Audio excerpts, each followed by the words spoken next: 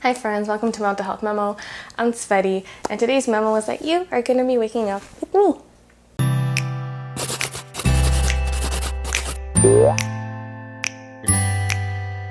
I wanted to share with you my anti-anxiety morning routine that I do every single day. As a person with panic disorder, agoraphobia, and just a lot of anxiety in general, it's really important for me to start my day on a very calm note and also set myself up for success by intentionally crafting time in the morning that is mindful, that is slow, and that takes care of my well-being. So I used to be a person that would wake up 5 minutes before I had to leave to go somewhere because I just really wanted to sleep for as long as humanly possible. But I've realized that over the years that really negatively impacted me because this type of rushed morning would really aggravate my anxiety and just make me really grumpy and not good. So before my routine, I don't even think I would call it a routine because it kind of wasn't. Basically what I would do is I would wake up, I would get dressed, and I would leave. So I would not eat breakfast, I would not take time for myself, I would not reflect, nothing. It was just up, dressed, out, and that would literally take like 10 minutes. So it was super chaotic, super messy, and super rushed. By the time that I had sat down on the bus, I was feeling super disoriented, really tired, and way more anxious than normal just because it felt like I had done a 10-minute sprint just before getting on that bus. I would also always forget things. I would be hungry because I had skipped breakfast. I would be super dehydrated because I didn't drink any water before that. And I would also be really physically sore because I had just gone from laying in a bed for X amount of hours to now being out in the world. Hence why I decided it is super important for me to set myself up to have a great day by incorporating an anti-anxiety morning routine into my life. So obviously the routine that I have now is not 10 minutes, but it is absolutely essential for me to feel good starting my day. Right now, my morning routine ranges from 30 minutes to an hour, depending on a few different things, which you'll find out a little bit later. And obviously that is not realistic for everyone. Not everyone can dedicate that much time to themselves in the morning, so I totally understand that, which is why I would say take what you want from my morning routine, leave what you want, and cultivate a morning routine that works for your needs and your time frame. So with that in mind, let's get to my anti-anxiety morning routine. Cue the transition. So obviously I start by waking up. I try really hard to wake up around the same time every day, but it can vary depending on what's going on, what I have to do that day, how long I anticipate my routine to take, and also just generally how I feel. As of right now, as a university student studying remotely and also working remotely because of COVID, I tend to wake up anywhere from 9:30 a.m. to 11:30 a.m., but honestly, even that can change sometimes. And so I either wake up by my own means, which is rare but possible, or I use the sunrise simulation alarm clock to wake me up. I love it because it's so much easier and nicer to wake up to birds chirping and a fake sunrise than an alarm clock screeching into my eardrum.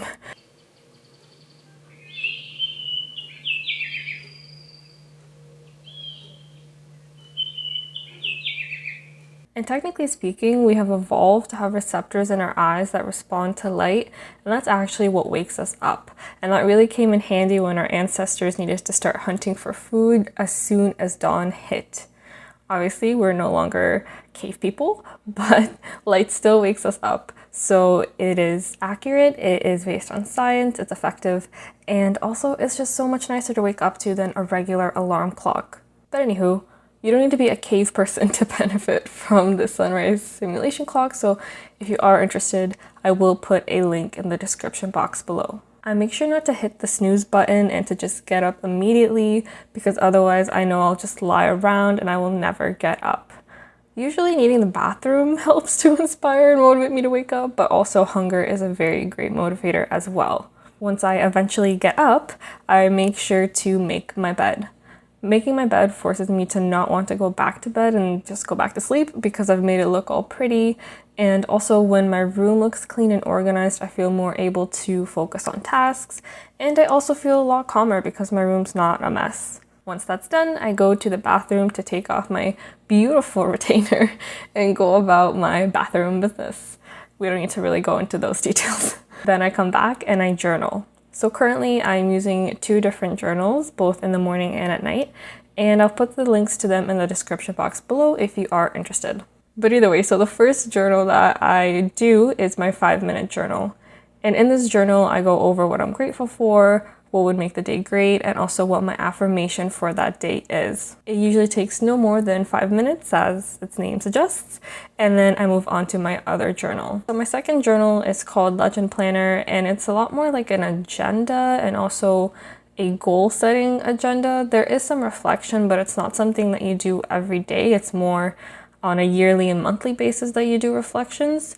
And then you also just have a daily agenda aspect. So that's what I use every single day. And in that section, I write down all of my tasks for the day, what time they're at, if there's any meetings or things I need to attend, and also just anything else that I need to write down for myself that I need to know about for this day. I find this incredibly key for specifically having an anti-anxiety morning routine, because the moment that I wake up, I'm immediately thinking about all the things I need to get done, the millions of tasks, classes, meetings, assignments, and work I have to get done.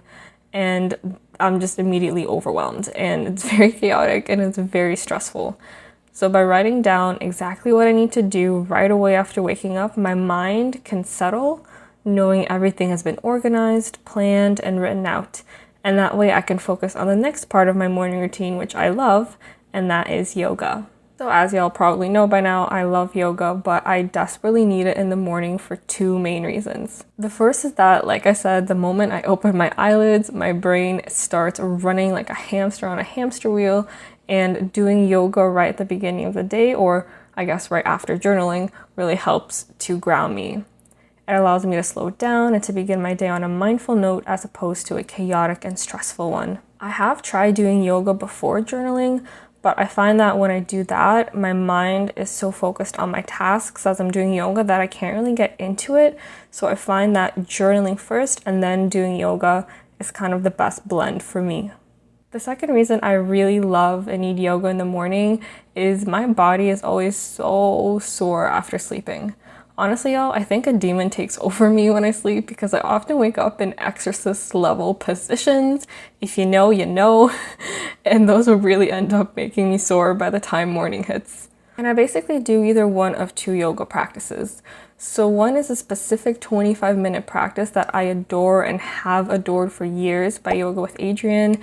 And the other is a 10-minute morning yoga series from Yoga with Cassandra, where I basically just follow a playlist that she has of 10-minute morning yoga practices, and I just follow the videos in order so I don't really have to think about it. If you are interested in the videos that I do, I will make sure to put those in the description. And basically the ones that I choose to do completely depends on how much time I have that day or how I'm feeling.